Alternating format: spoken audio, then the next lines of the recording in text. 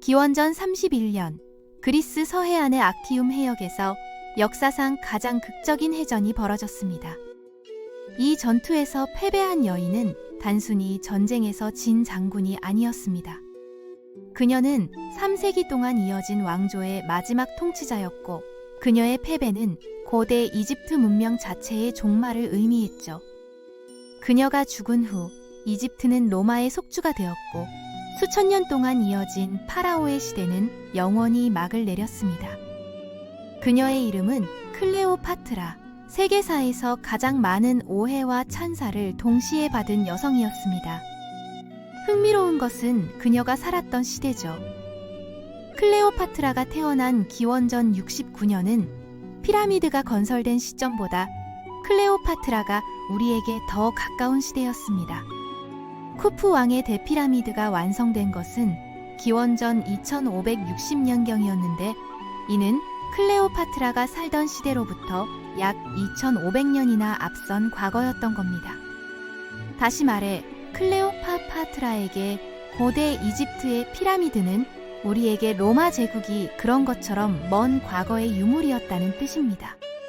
그녀는 이집트인이 아니라 그리스계 마케도니아인의 후손이었고, 그녀의 왕조는 알렉산더 대왕의 제국이 분열된 후에야 시작되었습니다.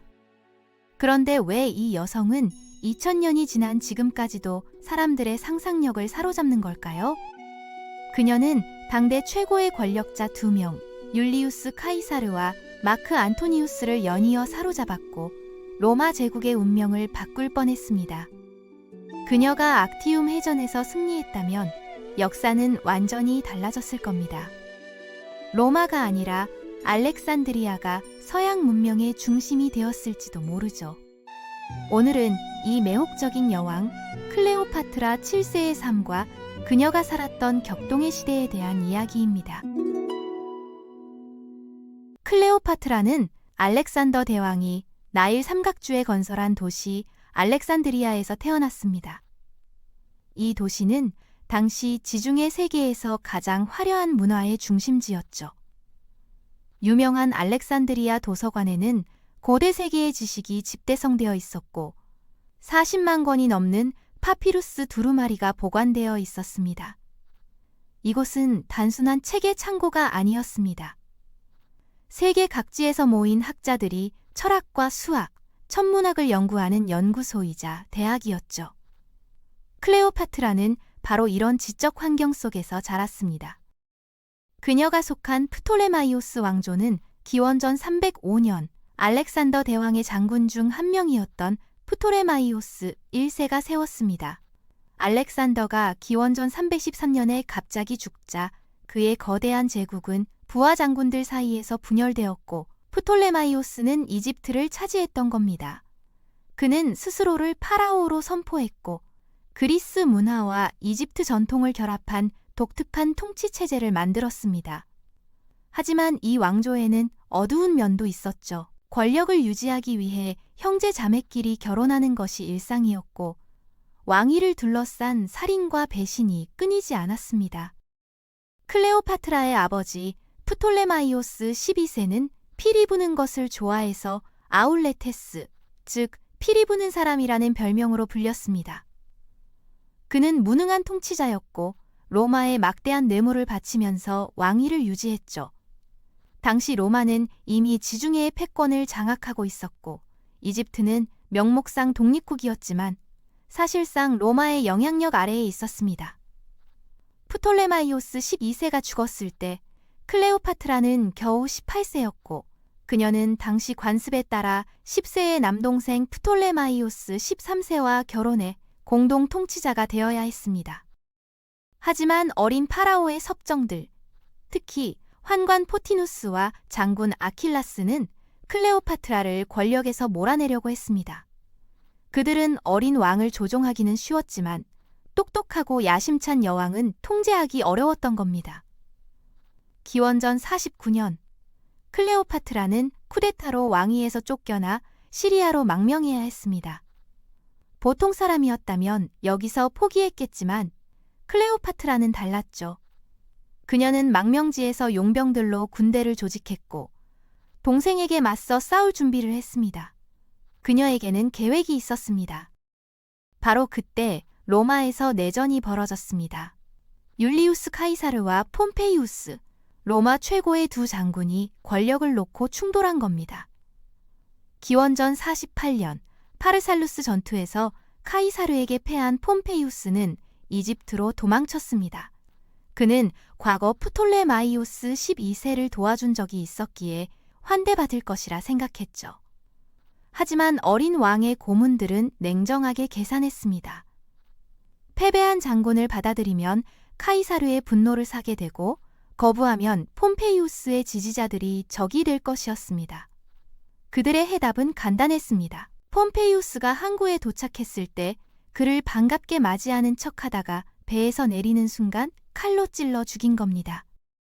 며칠 후 카이사르가 알렉산드리아에 도착했습니다. 프톨레마이오스의 신하들은 폼페이우스의 머리를 선물로 바쳤지만 카이사르는 기뻐하기는커녕 눈물을 흘렸다고 합니다.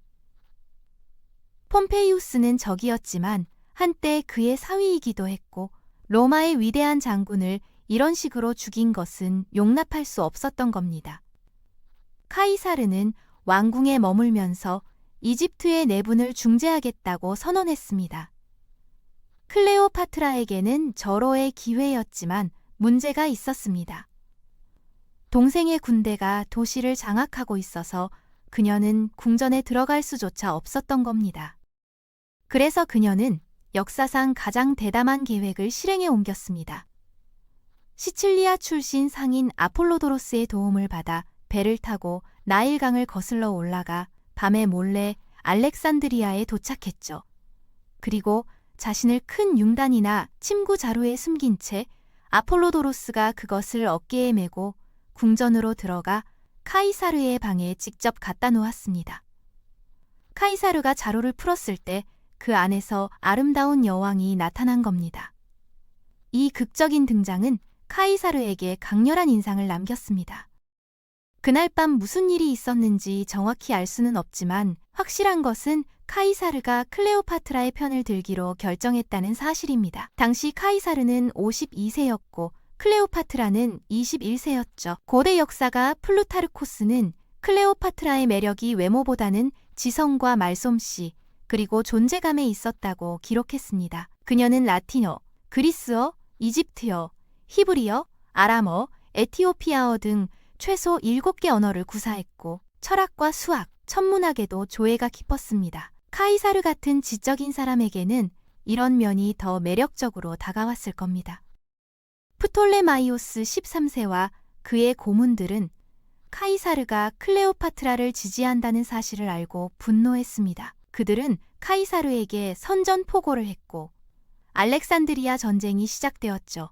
카이사르는 겨우 4,000명의 군대로 2만 명이 넘는 이집트 군대에 포위되었습니다. 전투 중에 유명한 알렉산드리아 도서관 일부가 불에 탔다는 기록도 있습니다. 카이사르는 몇 달 동안 포위 상태에서 버텼고 마침내 소아시아에서 원군이 도착하자 반격에 나섰습니다. 기원전 47년 나일강 전투에서 프톨레마이오스 13세의 군대는 괴멸되었고 어린 파라오는 강에 빠져 익사했습니다.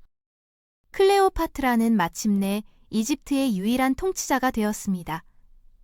형식상으로는 더 어린 남동생 프톨레마이오스 14세와 공동 통치했지만 실권은 완전히 그녀의 손에 있었죠. 그리고 그녀는 카이사르의 아들을 임신했습니다. 기원전 47년 6월 그녀는 아들을 낳고 프톨레마이오스 카이사르라는 이름을 붙였지만 사람들은 그를 작은 카이사르라는 뜻의 카이사리온이라고 불렀습니다. 이집트인들에게 클레오파트라는 여신 이시스의 화신이었고 카이사리온은 신의 아들이었습니다. 클레오파트라는 자신을 이시스로, 카이사르를 오시리스로 묘사하는 선전 활동을 벌였죠. 카이사르는 로마로 돌아가기 전에 클레오파트라와 함께 나일강을 따라 호화로운 유람 여행을 떠났습니다. 400척의 배로 이루어진 선단이 강을 따라 올라가며 이집트의 신민들에게 여왕의 권위를 과시했죠. 카이사르는 로마로 돌아간 후에도 클레오파트라를 잊지 않았습니다. 기원전 46년, 그는 클레오파트라를 로마로 초청했고 여왕은 아들 카이사리온과 함께 티베르강 건너편의 카이사르 별장에 머물렀습니다. 카이사르는 포럼에 비너스 신전을 짓고 그 안에 황금으로 만든 클레오파트라의 동상을 세웠습니다. 이집트 여왕을 여신과 동일시한 것이죠. 하지만 로마의 원로원 의원들은 이 관계를 못마땅하게 여겼습니다.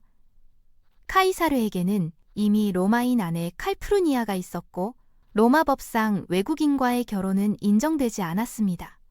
더 큰 문제는 카이사리가 왕이 되려 한다는 소문이었습니다. 로마는 왕정을 몰아내고 공화정을 세운 것을 자랑스럽게 여기는 나라였는데 카이사르가 클레오파트라의 영향으로 동방의 전제군주가 되려 한다는 것이었죠. 기원전 44년 3월 15일 원로원 회의에서 브루투스를 비롯한 공모자들이 카이사르를 23번 칼로 찔러 살해했습니다. 클레오파트라는 로마를 떠나 이집트로 돌아갈 수밖에 없었습니다. 카이사르가 죽은 후 로마는 다시 내전에 휩싸였습니다. 카이사르의 측근이었던 마크 안토니우스와 카이사르의 조카이자 양아들인 옥타비아누스가 암살자들을 추격했고 기원전 42년 필리피 전투에서 브루투스와 카시우스를 격퇴했습니다. 승리 후 로마 세계는 둘로 나뉘었죠.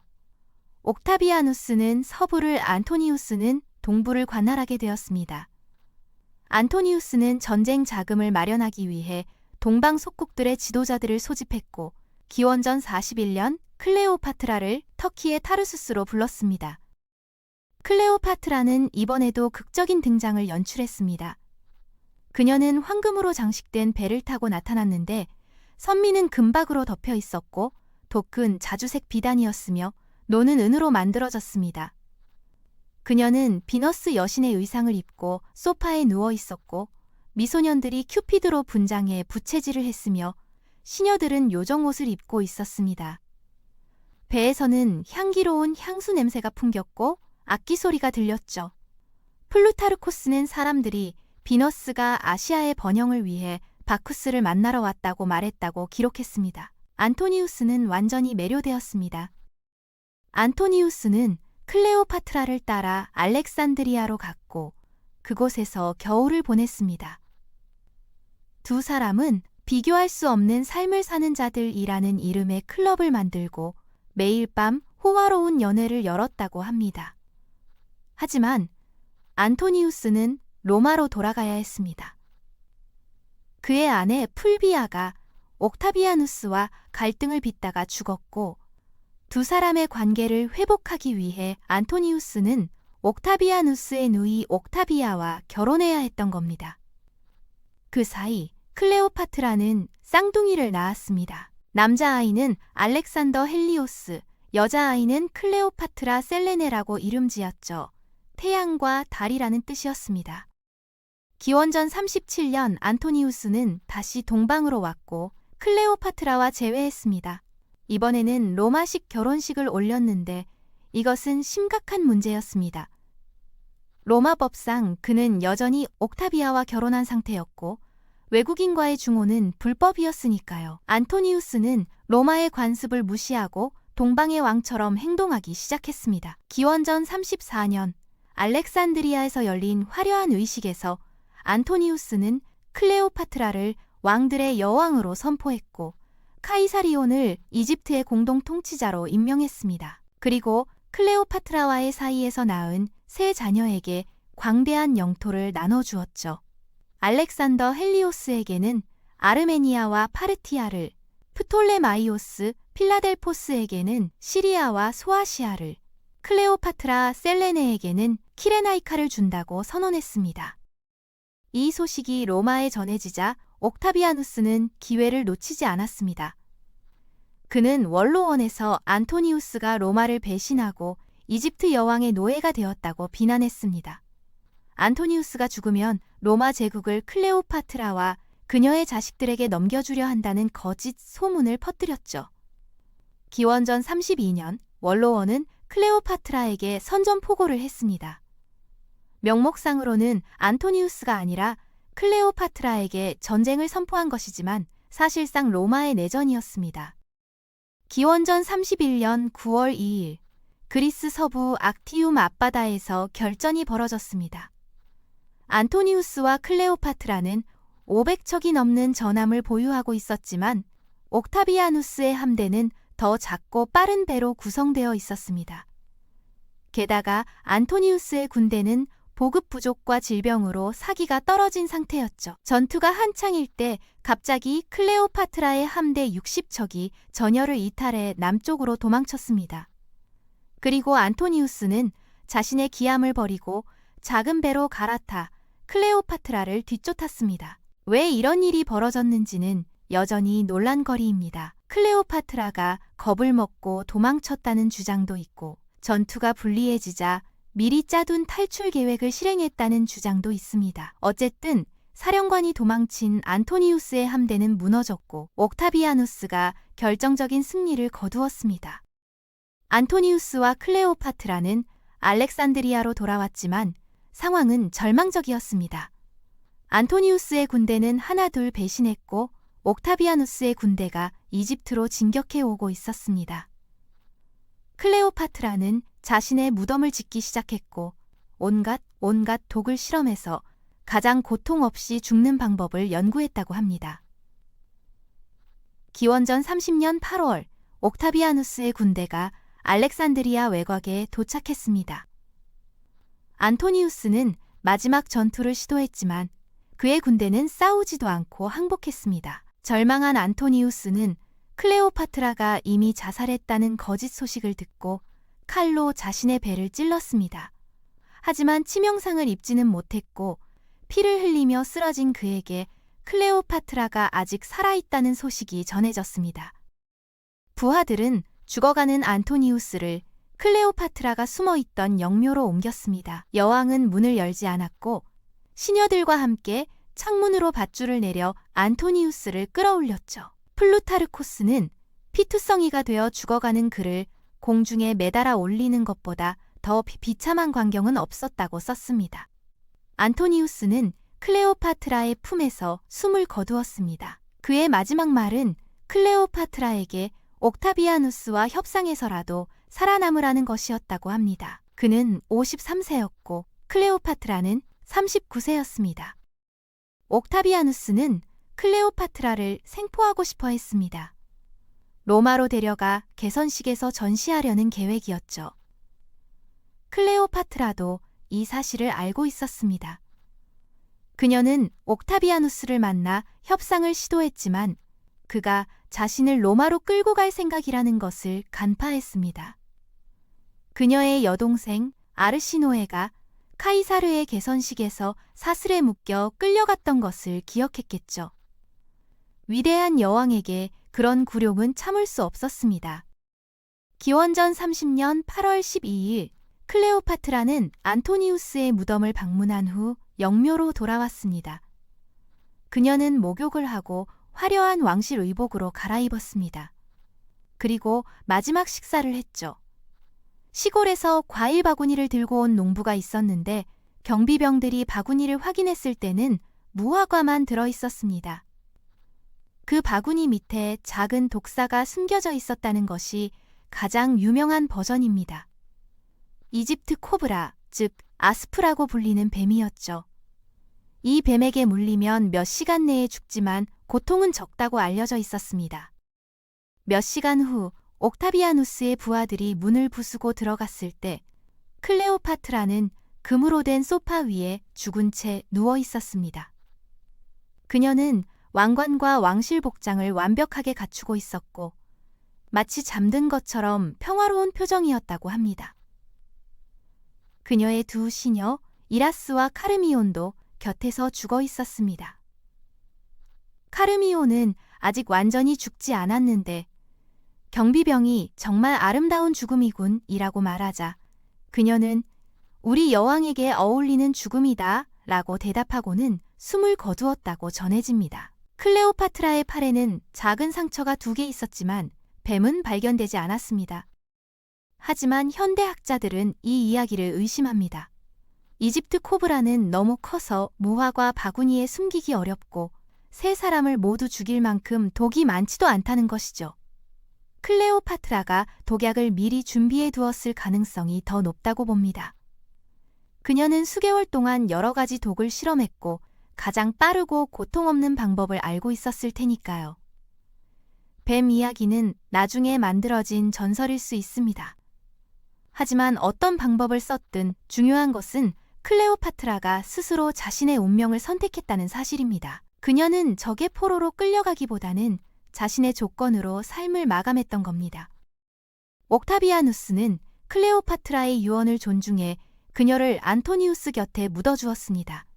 하지만 그녀의 자식들에게는 무자비했습니다. 카이사리오는 17세의 나이에 처형되었습니다. 옥타비아누스의 고문은 카이사르는 한 명으로 충분하다고 조언했다고 합니다. 안토니우스와의 사이에서 낳은 세 자녀는 로마로 끌려가 안토니우스의 전처인 옥타비아가 키웠습니다. 아이러니하게도 클레오파트라의 자식들은 그녀가 그토록 싫어하던 로마인 여성의 손에서 자랐던 겁니다. 쌍둥이 중 오빠 알렉산더 헬리오스는 어린 나이에 죽었지만 여동생 클레오파트라 셀레네는 살아남아 북아프리카 마우레타니아의 왕 유바 2세와 결혼했습니다. 그녀는 어머니의 이름을 따서 딸을 클레오파트라라고 지었고 프톨레마이오스 왕조의 피는 그렇게 이어졌습니다. 클레오파트라가 죽고 이집트는 로마의 속주가 되었습니다. 3000년 동안 이어진 파라오의 역사는 그렇게 끝났습니다. 옥타비아누스는 로마로 돌아가 아우구스투스라는 칭호를 받았고 로마 제국의 초대 황제가 되었습니다. 공화정은 끝나고 제정이 시작된 겁니다. 어떤 의미에서 클레오파트라의 패배는 고대 세계의 종말이자 새로운 시대의 시작이었다고 할 수 있습니다. 클레오파트라에 대한 평가는 시대에 따라 극단적으로 달랐습니다. 로마인들은 그녀를 타락하고 음흉한 유혹자로 묘사했습니다. 로마의 시인 호라티우스는 미친 여왕이라고 불렀고 프로페르티우스는 매춘부 여왕이라고 했죠. 이런 비난은 대부분 옥타비아누스의 선전에서 비롯된 것이었습니다. 그는 안토니우스가 아니라 클레오파트라를 악의 화신으로 만들어야 했으니까요. 안토니우스는 로마인이었고 한때 카이사르의 충실한 부하였기에 그를 직접 공격하기는 어려웠습니다. 하지만 외국인 여성 클레오파트라를 비난하는 것은 쉬웠죠. 그녀가 정숙한 로마 장군을 마법과 음모로 타락시켰다고 주장하면 되었으니까요. 중세에는 클레오파트라가 치명적인 여성, 판무 파탈의 전형이 되었습니다. 단테는 그녀를 지옥의 정욕의 원에 배치했고 보카치오는 유명한 여성들에 대한 책에서 그녀를 경고의 대상으로 다뤘습니다. 르네상스 시대에도 셰익스피어는 안토니우스와 클레오파트라에서 그녀를 복잡하고 모순적인 인물로 그렸지만 여전히 남자를 파멸시키는 위험한 여성이라는 이미지가 지배적이었습니다. 19세기와 20세기 초에는 오리엔탈리즘의 영향으로 클레오파트라가 신비롭고 이국적인 동양의 미녀로 묘사되었습니다. 수많은 그림과 오페라, 나중에는 영화가 그녀를 다뤘는데 대부분 관능적이고 유혹적인 이미지에 초점을 맞췄죠. 하지만 현대의 역사가들은 다른 시각을 제시합니다. 클레오파트라는 단순히 아름다운 유혹자가 아니었습니다. 그녀는 치밀한 정치가였고 유능한 통치자였죠. 22년 동안 이집트를 통치하면서 경제를 안정시켰고 문화를 후원했습니다. 알렉산드리아는 그녀의 치세 동안 지중해 세계의 지적 중심지였습니다. 그녀는 최소 7개 언어를 구사했고 수학과 철학, 의학에 조예가 깊었습니다. 고대 이집트 왕조 중에서 그녀는 이집트어를 배운 유일한 프톨레마이오스 왕이었습니다. 다른 그리스계 통치자들은 300년 동안 이집트를 다스리면서도 이집트어를 배우지 않았던 겁니다. 클레오파트라는 또한 뛰어난 외교관이었습니다. 그녀가 카이사르와 안토니우스와 관계를 맺은 것은 단순한 로맨스가 아니라 전략적 선택이었습니다. 당시 이집트는 로마의 압력에 시달리고 있었고 독립을 유지하려면 강력한 로마 후원자가 필요했습니다. 클레오파트라는 개인적 매력과 정치적 수완을 결합해 이집트의 이익을 지키려 했던 겁니다. 만약 그녀가 악티움에서 승리했다면 역사는 완전히 달라졌을 것입니다. 로마가 아니라 알렉산드리아가 지중해 세계의 중심이 되었을지도 모르죠. 그리스, 이집트 문화가 라틴 문화를 압도했을 수도 있고 서양 문명의 발전 방향 자체가 바뀌었을 겁니다. 어떤 학자들은 클레오파트라를 여성 권력의 선구자로 봅니다. 남성 중심의 고대 세계에서 그녀는 독자적으로 권력을 행사한 몇 안 되는 여성 통치자 중 하나였습니다. 형식상으로는 남동생이나 아들과 공동 통치했지만 실제로는 그녀 혼자 결정을 내렸죠. 그녀는 군대를 지휘했고 외교 정책을 수립했으며 경제 개혁을 단행했습니다.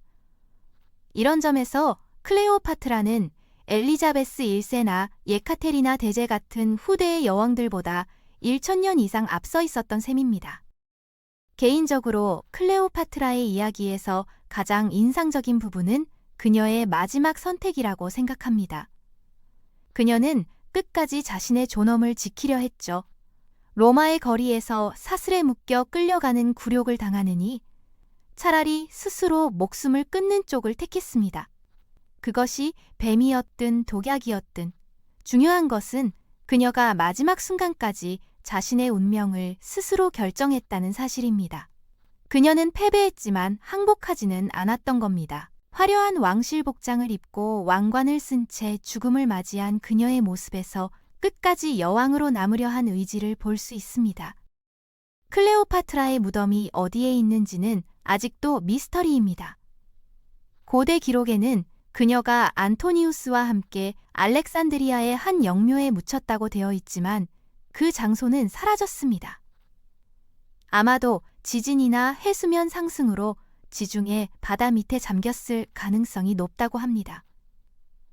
고고학자들은 지금도 클레오파트라의 무덤을 찾고 있습니다.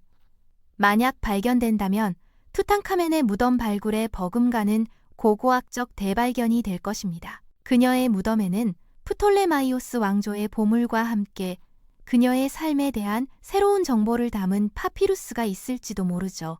그렇게 되면 2000년 동안 로마의 선전으로 왜곡된 그녀의 진짜 모습을 알 수 있을 겁니다. 클레오파트라는 죽은 지 2000년이 넘었지만 여전히 사람들의 상상력을 자극합니다. 그녀에 대한 영화와 책, 드라마가 끊임없이 만들어지고 있죠. 왜일까요? 아마도 그녀의 이야기가 권력과 사랑, 야망과 비극을 모두 담고 있기 때문일 겁니다. 그녀는 세계 최고의 권력자들과 어깨를 나란히 했고 제국의 운명을 좌우했으며 마지막에는 극적인 방식으로 생을 마감했습니다. 그녀의 삶은 고대 세계의 화려함과 잔혹함을 동시에 보여주는 거울이기도 합니다. 결국 클레오파트라는 자신의 시대가 끝나가고 있다는 것을 알았을 겁니다. 그녀가 대표하던 헬레니즘 세계, 알렉산더 대왕 이후 지중해를 지배하던 그리스 동방 문화의 시대는 막을 내리고 있었습니다. 로마라는 새로운 힘이 떠오르고 있었고 그것을 막을 수는 없었죠. 하지만 그녀는 순순히 물러서지 않았습니다. 끝까지 싸웠고 패배했지만 자신의 방식으로 끝을 맺었습니다. 그래서 클레오파트라는 단순히 한 여왕의 이야기가 아니라 한 시대의 종말에 대한 이야기이기도 한 겁니다. 오늘은 역사상 가장 매혹적인 여성, 이집트의 마지막 파라오 클레오파트라 7세에 대한 이야기였습니다.